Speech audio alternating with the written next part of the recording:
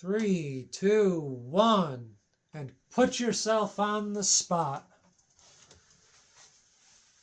I recently made a bunch of videos, and I did not go back and review them until a few minutes ago. I did. And all of them, the audio was meh. Couldn't hear it. I recorded them on my way home from the gym. And I was just rattling on. I wanted to start making videos for reflection's sake on the way home from doing grappling, martial arts, that sort of thing. And as a practice, talk about something that went well and something that could use improvement.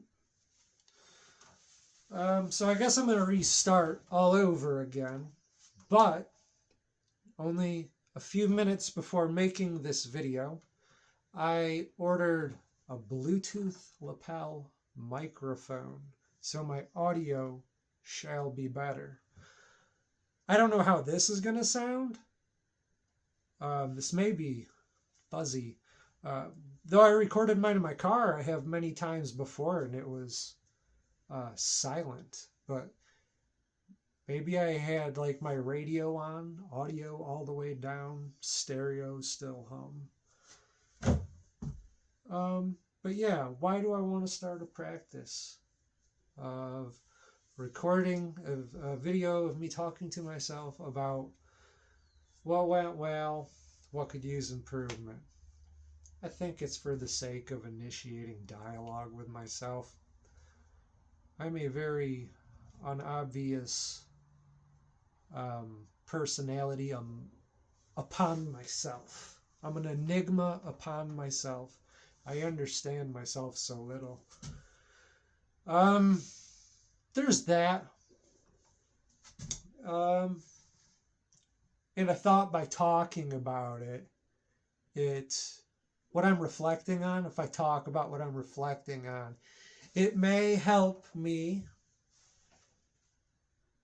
mentally, spiritually, emotionally metabolize it. Get on the other side of the strife. I carry around a lot of baggage. But that's not really what I want to get into. But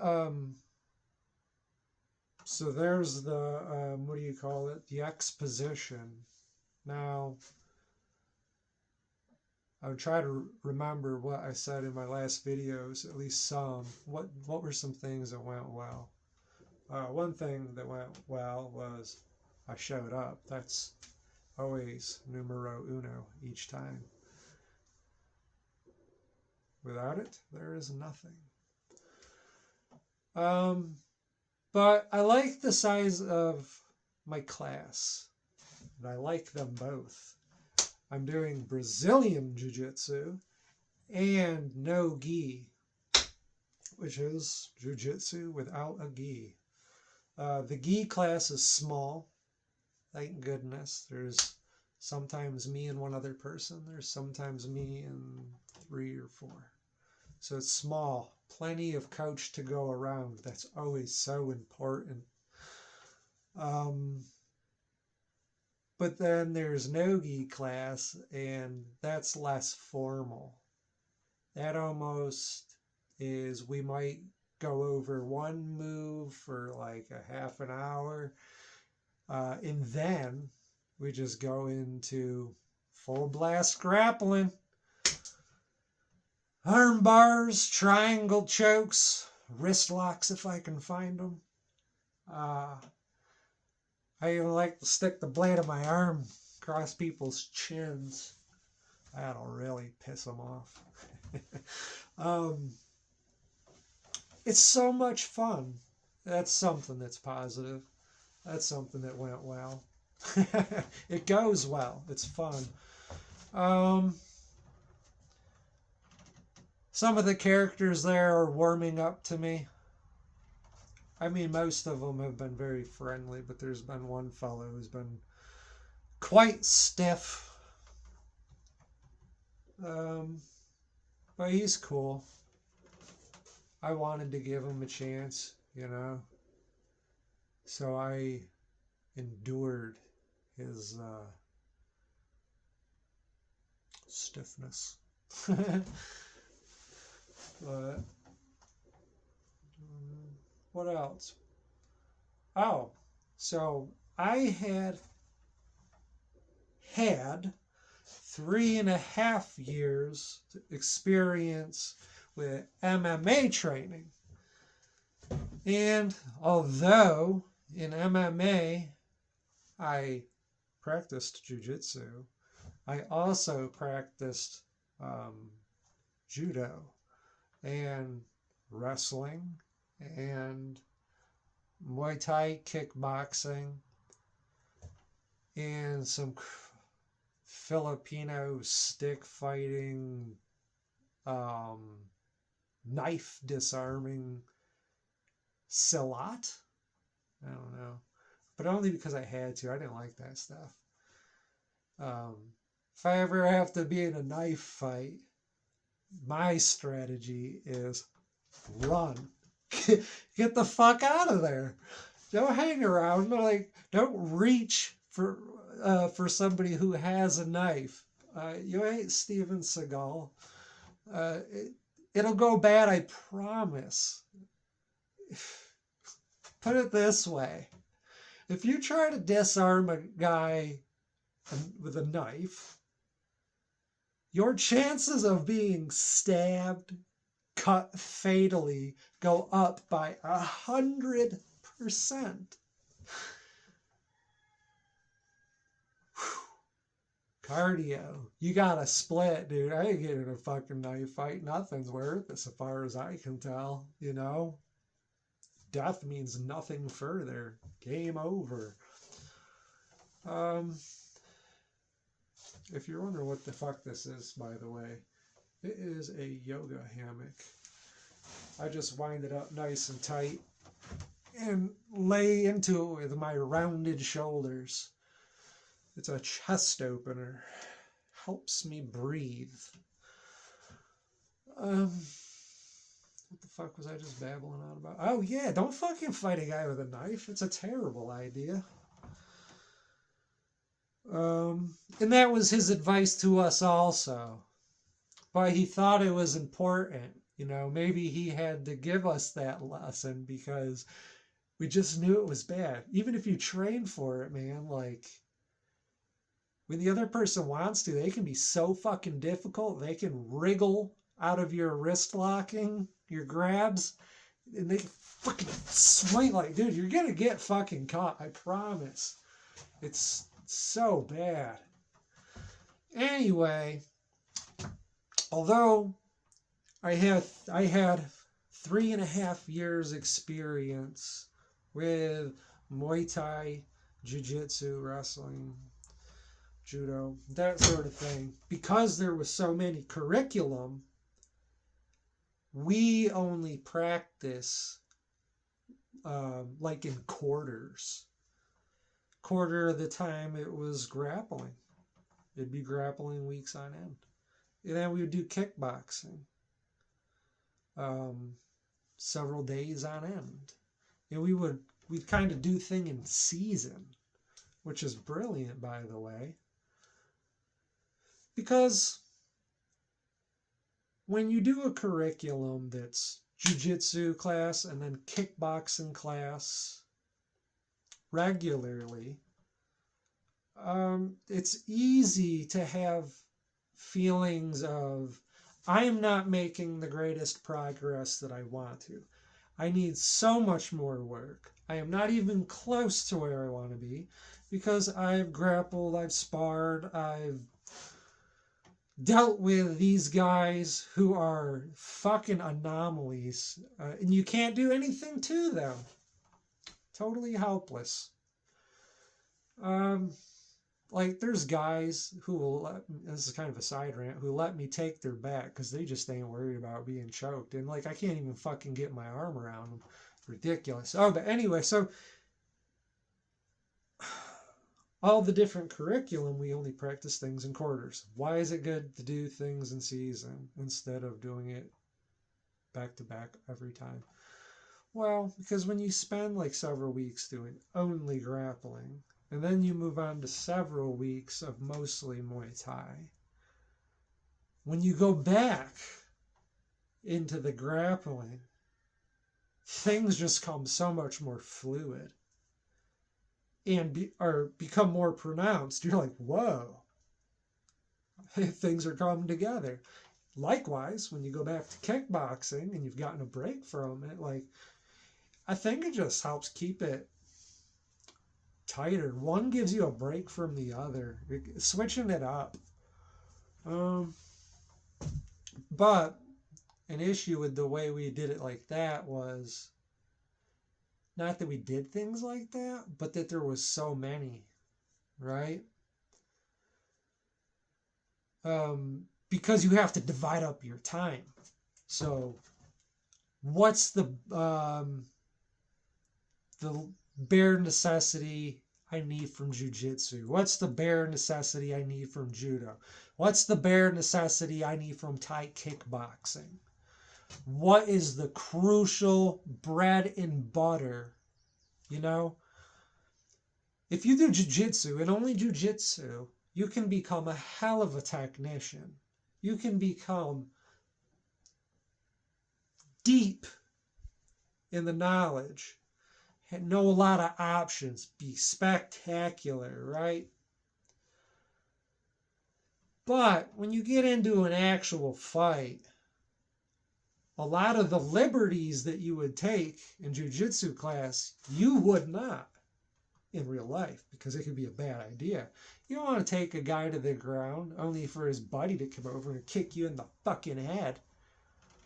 Oh, well, I didn't think about, he was outside of my peripheral. I didn't know he was there. Right, you have to arrive at these decisions and pray that you stick to them when it happens, but strategize. Don't go to the fucking ground in public. I mean, if you don't have to, knock a motherfucker out first, because you might have to knock out a motherfucker too, and then grapple them. But then you lack. So like, as a jiu-jitsu specialist, like, you got hands? Can you throw down? Can you knock a motherfucker down? Can you get physical? Can you stand up? Can you stand up with him? But that's what's good about how I had done it in the past. I think it gave me such a good foundation. Obviously, I need improvement. Still, that's always going to be true. But I understand that even though we only focused on the bare bones of each art, makes you so much more rounded, because we would move into kickbox, although we do Thai kickboxing and we do jiu-jitsu, but sometimes we'd also blend them in the middle, right? We would move from a striking practice into a takedown to mounting and submission, going the whole spectrum of the fight. I don't know, I'm ranting on. Lost my point. But I don't know if I had a point. Honestly, I just turned this camera on to fucking get it out of me. I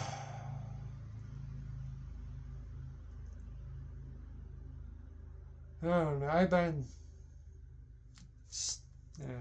know. I was about to go on a whole nother rabbit hole, but let's keep it to fighting. What didn't go well? Something that didn't go well and needs improvement. I'm working on it. is getting my ass out the door on time. Getting to class like at least 15 minutes early. I'm such a disheveled person. I never put my phone or my wallet or my car keys in the same place twice. They could be fucking anywhere. And I have no recollection of putting them there. I just don't pay attention, man. I just plop them down wherever I'm at. Holy shit. To put a gym bag together. Ridiculous, and get out the door on time, right? Can you believe last semester I got all A's, yet I can't fucking find my car keys and my wallet half the time? What the fuck? Damn, dude. I hope 15 minutes deep, the audio in here isn't so bad. It's really still. I'm out in my shed. I come out here to be quiet. There's no dogs barking out here, howling, no cats meowing, no buzz of electric, the sound of modern day living, just the sound of cars driving past. Off in the distance. Going as quickly as they came. The tittering birds. The creak of the wood above.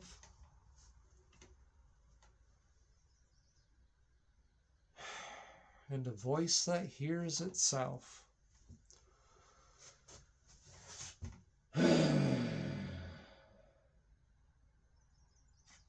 What do you think? Should I just keep blabbing or should I shut this thing off? I don't know. I guess it really doesn't matter. If I ever really felt so inclined, I suppose I could just go back and edit it.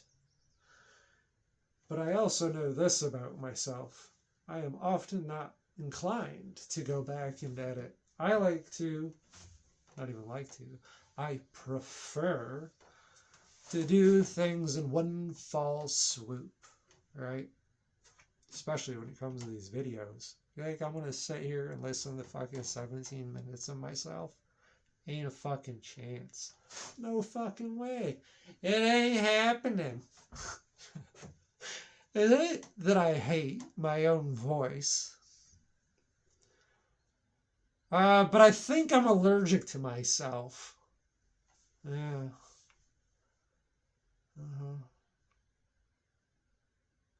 So if I don't look in a mirror and I don't read my own journal, which I do not. I do journal, but I do not go back and read my old stuff. It gives me anxiety.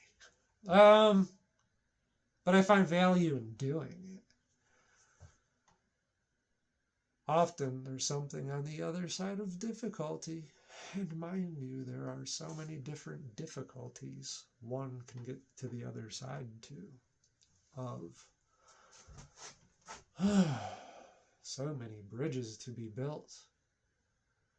So many curious things. Oh yeah, but I ain't going to go back and see if there's any interesting parts and sniff them out. Or maybe I should. I probably won't. But I thought it would be neat as to upload this as a sort of time capsule. So that if ever any of you miss me, here I am.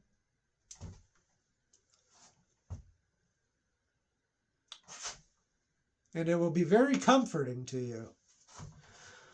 Because after listening to me talk, if you miss me, after listening to me talk for 20 minutes, you ain't gonna miss me anymore. You'd have gotten your fill.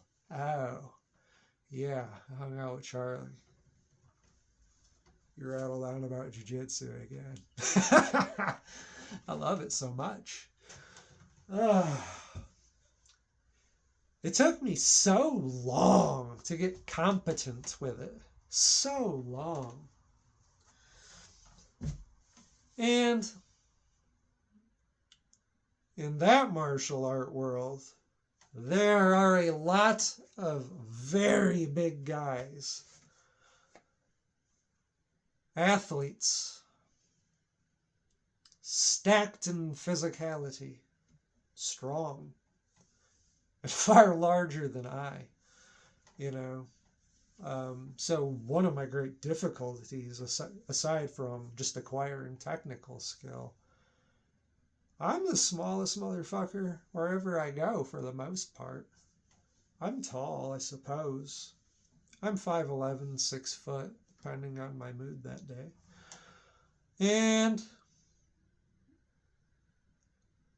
But I'm only like 145 to 150 pounds on any given day.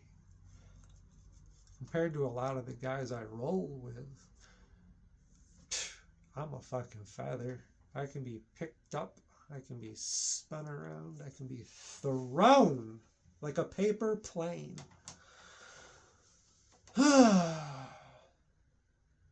But having that difficulty, I've also learned to deal with it.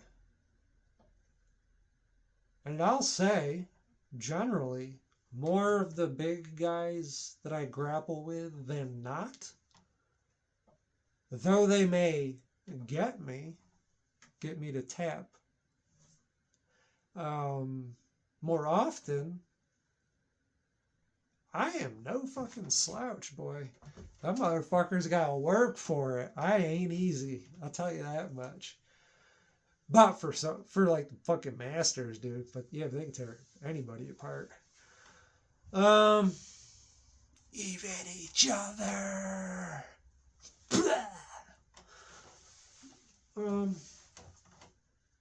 Yeah, I had a long learning curve.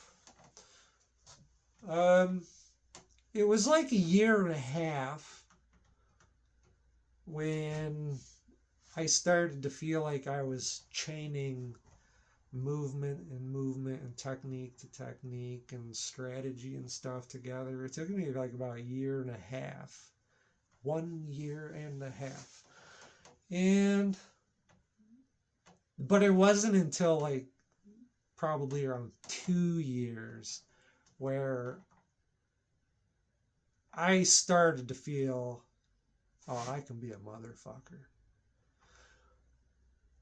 And that kind of keeps me appeased, right? I know I'm not top of the food chain in any given jiu-jitsu gym, but watch out. I have some blind corners and some anfractuous turns. So much fun. You remember when you were just a little baby, a kid, and you had the capacity to get lost truly in your own imagination and totally believe in what the game was, right? Like, say, lots of people have done this one. You're in the grocery store or a department store or a mall store, and there are different colored tiles. Name of the game is you have to stay on this color, otherwise you're in the lava, right? That's the game. And you get lost in it, so determined and so serious to not get in the lava. And the same with tag, right? So much laughter, so much deep breathing, so much run until it burns, but it feels so fucking good. And you get the motherfucker and you gotta scurry around and slip in the grass and take off ripping. You get lost in that game. It's so much magic.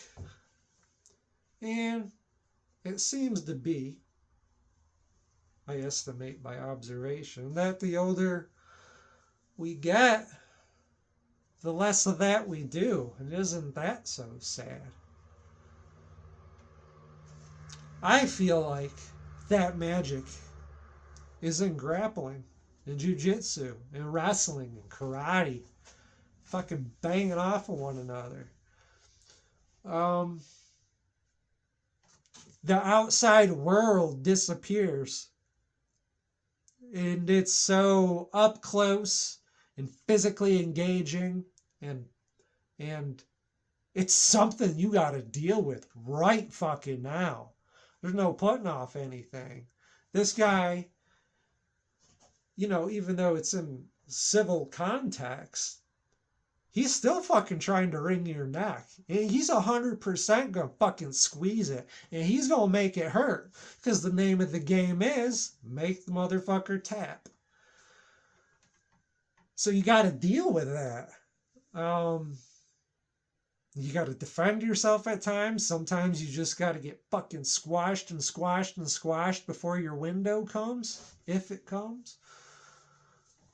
And it's so absorbing. And it's so rewarding when you get out of a sticky situation. When the momentum is seriously against you, and you endure, and you endure, and you just eat the shit sandwich, and you're getting crushed, and somebody's fucking laying their pelvis right up into your fucking diaphragm, and you can't breathe, and they're shoving the blade of their arm across your chin. You get through it, and you get their back, and then you do it to them. So much fun.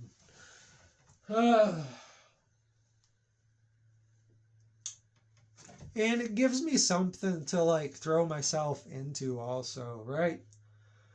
Because although you don't have to, I highly recommend like you train outside of the gym for the game.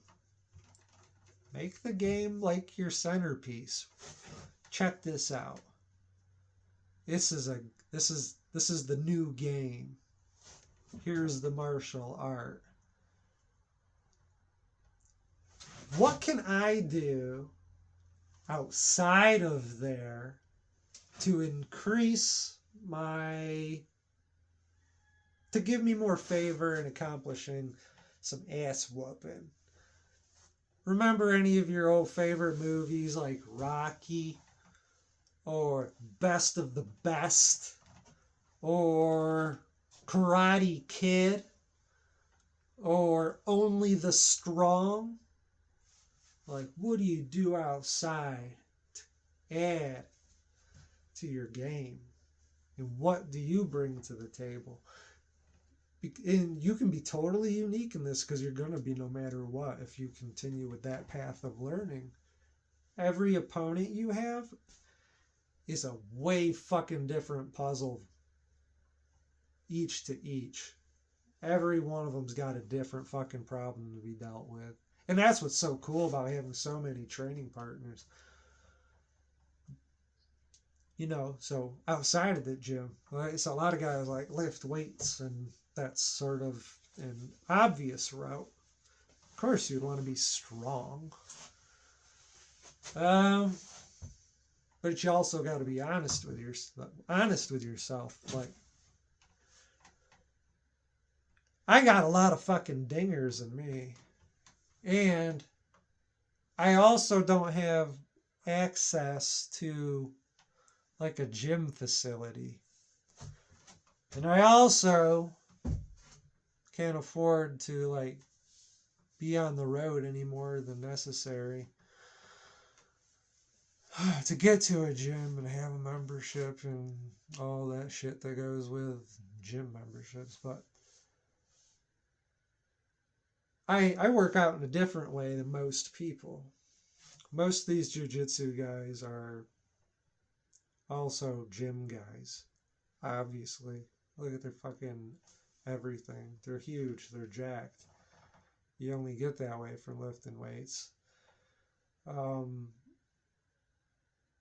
lift weights some,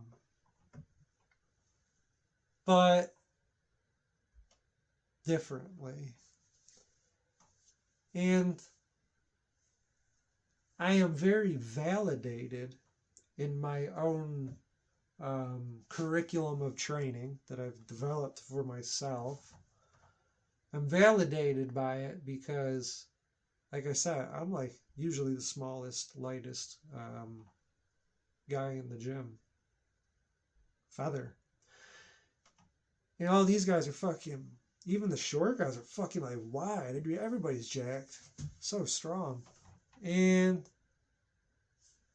I'm very small, but what I do my stack must be decent enough because, like I said, I'm a motherfucker. So I do like curls. I'll leave like a 10-pound weight out in the garage, and when I pass through, I'll stop and do like 10 reps on my right and like 13 to 15 on my left.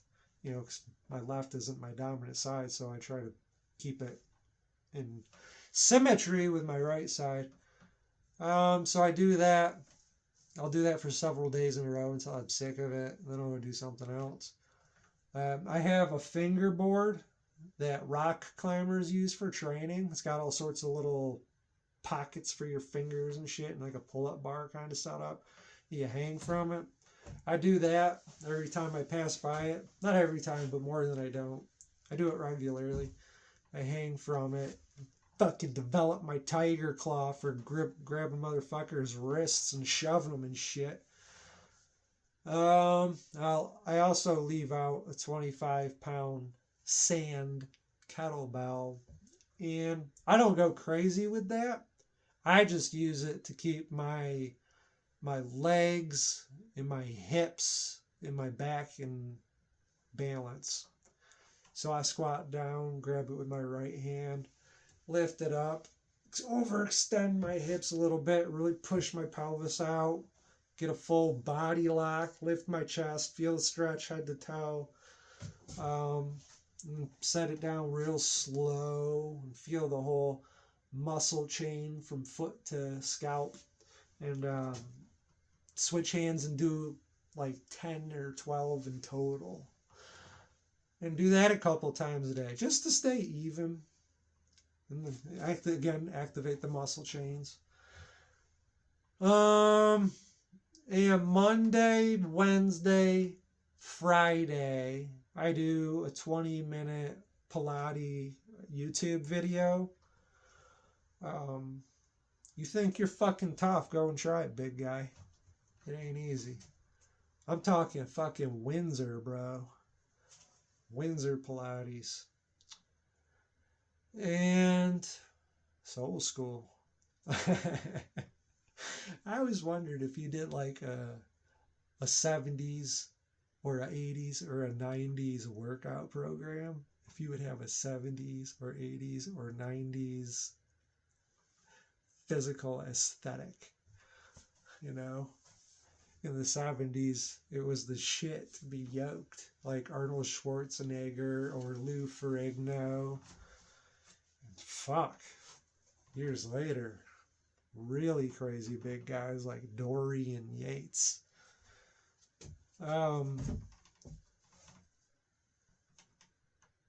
But then there was a season for Beachbody, and there's a season for whatever, you know. I humor it, whatever, it's fun. But I do that, and I have a total gym, which is brass tacks. It's like, it looks like a giant ironing board that you can elevate like this if you want more resistance, or near flat for less resistance. And it's got a post at the end and a cable, and you use your own body weight through the cable system to do like reverse flies. You could do seated curls, you could do overhead presses. The total gyms, you can basically do everything. It's a home resistance cable mechanism. You can do dips on it. You can do belly down pull-ups from your back, inverted pull-ups. What do they call them? Tree cutters or some shit. You do all sorts of shit on it. I don't go crazy. And on Sundays, I do a minimum of 100 push-ups. With it probably in the period of a couple hours. I'll do like 50 on standing up at the door. I'll go outside and do like 10 against the roller, like a yard roller. So I'm like at a 45-degree angle. I'll walk around for a minute. I'll do 10 more on the basement floor. I'll walk around for a few minutes. I'll do it again, do 50 more on the door. Goal is to get 10 marks on the paper. 1 mark is 50 push-ups on a door, or 1 mark is also a set of 10 push-ups. Doing them on the door, standing up, you hit the muscle groups differently because your body doesn't have to support so much weight, so you can build like an undercarriage of muscle for your floor push-ups. It works like that. Thanks, Dylan. He taught me that.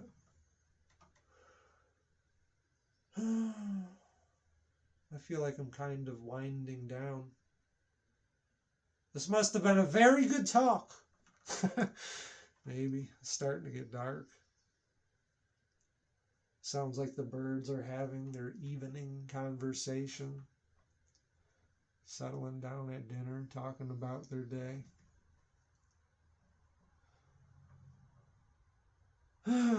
Telling little Bobby Bluebird he ought to listen to his mother.